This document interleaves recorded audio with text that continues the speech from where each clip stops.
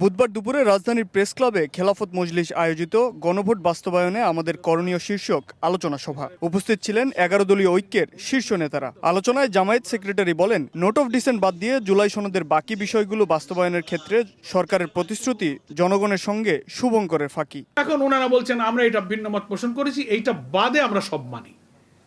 জনগণের কাছে ওনারা শুভঙ্করের ফাঁকি বলছে আমরা সব মানে বুঝা, তাহলে ওনারা জনগণকে বিভ্রান্ত করছেন, ভূত ওনাদের ধরেছে।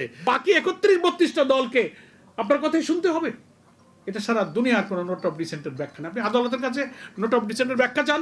জ্বালানি ও অর্থনৈতিক সংকট মোকাবেলায় সরকারের কড়া সমালোচনা করেন নেতারা। বিরোধী দলকে সঙ্গে নিয়ে দ্রুত সংবিধান সংস্কার পরিষদের বিষয়ে আলোচনায় বসার আহ্বান গোলাম পরোয়ারের। জ্বালানি সংকটের দেশ শেষ হয়ে যাচ্ছে। পার্লামেন্টে জ্বালানি মন্ত্রী বলেন না, তেলের কোনো অভাব নেই। আবার পেট্রোল পাম্পে তো লম্বা লম্বা লাইন। দ্রব্যমূল্য বাড়ছে, রেমিটেন্স কমছে। 2 মাস যে পারেনি ব্যাংক থেকে 44,000 কোটি টাকা আপনারা লোন করেছেন।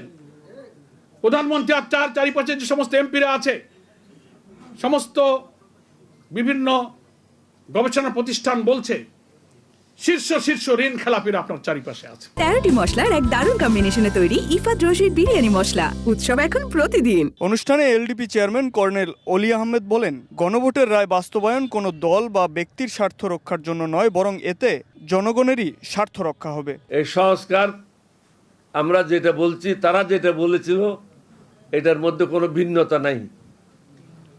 এই সংস্কারগুলি করতে হবে, এই পার্লামেন্টের এই অধিবেশনে করতে হবে। দরকার হলে পার্লামেন্ট 3 দিন এক্সটেন্ড করেন, 4 দিন এক্সটেন্ড করেন। এটা তো কোনো রামায়ণের মহাভারত শুদ্ধ হবে না। 7 দিন এক্সটেন্ড করে এটা শেষ করেন। গণভোটের সব বিষয় বাস্তবায়ন না হলে পর্যায়ক্রমে লাগাতার আন্দোলন চালিয়ে যাওয়ার ঘোষণা দেন 11 দলীয় ঐক্যের নেতারা। শাবাব ওয়াসি, সময় সংবাদ, ঢাকা।